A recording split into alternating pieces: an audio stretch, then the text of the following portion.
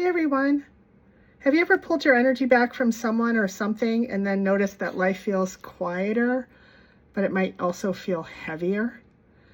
Stick with me if this resonates, okay? Let's talk about the unseen costs of protecting your energy and how to reclaim your flow. That's what we're really talking about here, okay? Sometimes just taking our energy back feels like it's healing, but here's the secret. Energy doesn't just vanish, it transforms, it repurposes, it reattaches, lighting up hidden corners of the mind and your spirit. So, and you can't step away from that chaos, but, well, you could. You could step away from the chaos, but it's easy to build walls around your own potential without realizing it. Okay, and that's what I really want to talk about, is that protection level. It can become more like isolation. And yes, we need boundaries, but when protecting your peace turns into closing off from joy, that's the big one, or inspiration, your soul can sort of start to stagnate in that place. And redirected energies, kind of like anger, grief, passion, it all leaves a residue if it's not transformed within your energy field.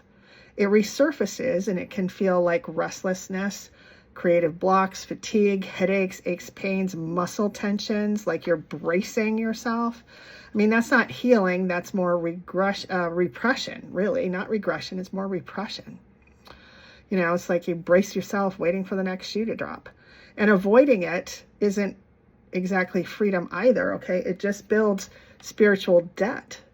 The universe isn't here punishing you, but every lesson that you delay, it comes back around, and until you're ready to integrate it, until you're actually ready to do that healing part, to let the energy circulate. You don't want to lock it away. I think that's the key factor of what I'm talking about here. You don't want to lock it away. All right. So what can you do about this? Okay. You realign your energy without losing your spark. You don't just withdraw completely. You try to rechannel it.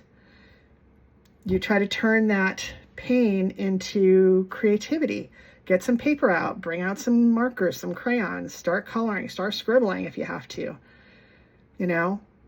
Let boundaries kind of fluctuate and breathe and protect yourself with love instead of fear. I like the disco ball idea.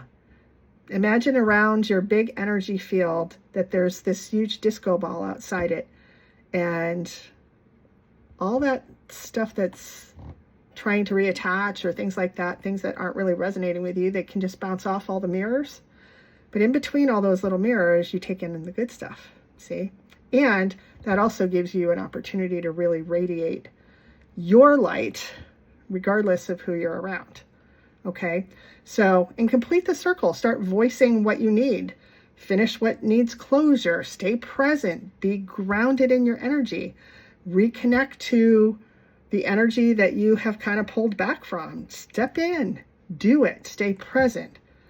Choose the flow, not forcefulness. Okay? And when you stop forcing and you just start flowing, the energy transforms. It's no longer a need for protection. It's actually feeling more empowered. Okay? How do you know when your boundaries are becoming walls? Drop it in the comments. I'd like to hear your take on this. When do you know? When do you know that your boundaries have turned into walls instead? And what do you do about it? Okay? Is it growth, or are you isolating yourself? Okay? Something to think about today.